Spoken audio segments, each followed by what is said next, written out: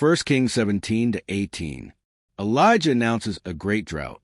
Now Elijah the Tishbite, from Tishbe in Gilead, said to Ahab, "As the Lord, the God of Israel, lives, whom I serve, there will be neither dew nor rain in the next few years except at my word." Elijah fed by ravens. Then the word of the Lord came to Elijah, "Leave here, turn eastward and hide in the Kerith ravine, east of the Jordan. You will drink from the brook, and I have directed the ravens to supply you with food there." So he did what the Lord had told him. He went to the Kerith ravine, east of the Jordan, and stayed there. The ravens brought him bread and meat in the morning and bread and meat in the evening, and he drank from the brook. Elijah and the widow at Zarephath. Some time later the brook dried up because there had been no rain in the land. Then the word of the Lord came to him, "Go at once to Zarephath in the region of Sidon and stay there. I have directed a widow there to supply you with food." So he went to Zarephath. When he came to the town gate, a widow was there gathering sticks. He called to her and asked, "Would you bring me a little water in a jar so I may have a drink?" As she was going to get it, he called, "And bring me, please, a piece of bread."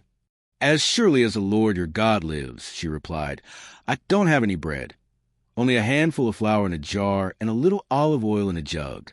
I am gathering a few sticks to take home and make a meal for myself and my son, that we may eat it and die." Elijah said to her, "Don't be afraid. Go home and do as you have said.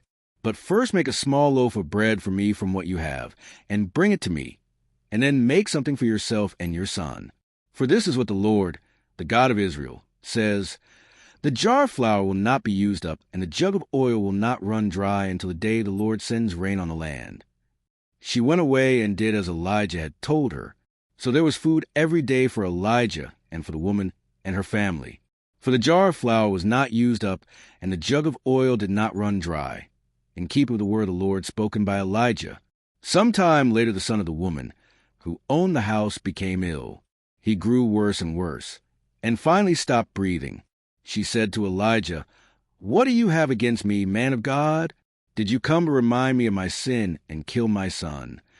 "Give me your son," Elijah replied. He took him from her arms, carried him to the upper room where he was staying, and laid him on his bed.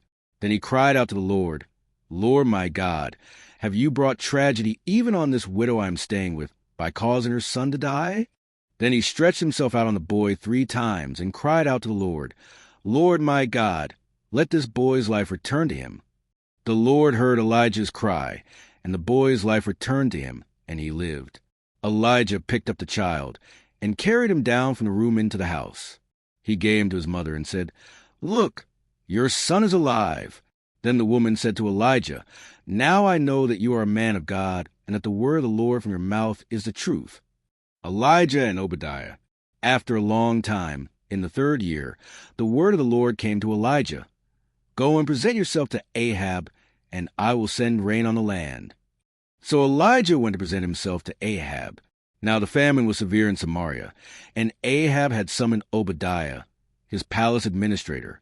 Obadiah was a devout believer in the Lord. While Jezebel was killing off the Lord's prophets, Obadiah had taken 100 prophets and hidden them in 2 caves, 50 in each, and had supplied them with food and water. Ahab had said to Obadiah, "Go through the land to all the springs and valleys. Maybe we can find some grass to keep the horses and mules alive, so we will not have to kill any of our animals." So they divided the land they were to cover, Ahab going in one direction, and Obadiah in another. As Obadiah was walking along, Elijah met him. Obadiah recognized him, bowed down to ground, and said, "Is it really you, my lord Elijah?" "Yes," he replied. "Go tell your master, Elijah is here." "What have I done wrong?" asked Obadiah, "that you are handing your servant over to Ahab to be put to death? As surely as the Lord your God lives, there is not a nation or kingdom where my master has not sent someone to look for you. And whenever a nation or kingdom claimed you were not there, he made them swear they could not find you. But now you tell me to go to my master and say, Elijah is here. I don't know where the Spirit of the Lord may carry you when I leave you. If I go and tell Ahab, and he doesn't find you, he will kill me. Yet I, your servant, have worshipped the Lord since my youth. Haven't you heard, my lord, what I did while Jezebel was killing the prophets of the Lord? I hid 100 of the Lord's prophets in 2 caves, 50 in each, and supplied them with food and water. And now you tell me to go to my master and say, Elijah is here. He will kill me. Elijah said, As the Lord Almighty lives, whom I serve, I will surely present myself to Ahab today. Elijah on Mount Carmel. So Obadiah went to meet Ahab and told him, and Ahab went to meet Elijah. When he saw Elijah, he said to him, Is that you, you trouble of Israel? I have not made trouble for Israel, Elijah replied, but you and your father's family have. You have abandoned the Lord's commands and have followed the Baals. Now summon the people from all over Israel to meet me on Mount Carmel, and bring the 450 prophets of Baal and the 400 prophets of Asherah, who eat at Jezebel's table. So Ahab sent word throughout all Israel, and assembled the prophets on Mount Carmel. Elijah went before the people and said, How long will you waver between 2 opinions? If the Lord is God, follow him. But if Baal is God, follow him. But the people said nothing. Then Elijah said to them, I am the only one of the Lord's prophets left, but Baal has 450 prophets. Get 2 bulls for us. Let Baal's prophets choose one for themselves, and let them cut it into pieces and put on the wood, but not set fire to it. I will prepare the other bull and put on the wood, but not set fire to it. Then you call on the name of your God, and I will call on the name of the Lord. The God who answers by fire, he is God.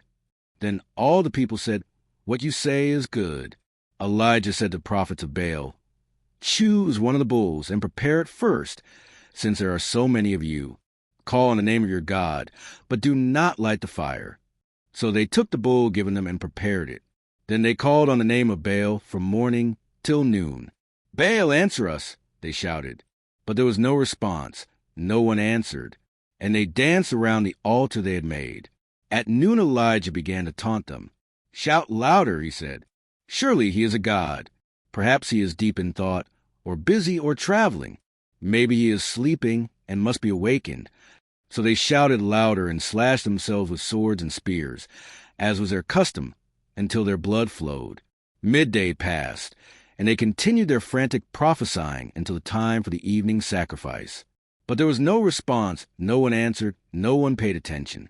Then Elijah said to all the people, Come here to me. They came to him, and he repaired the altar of the Lord, which had been torn down.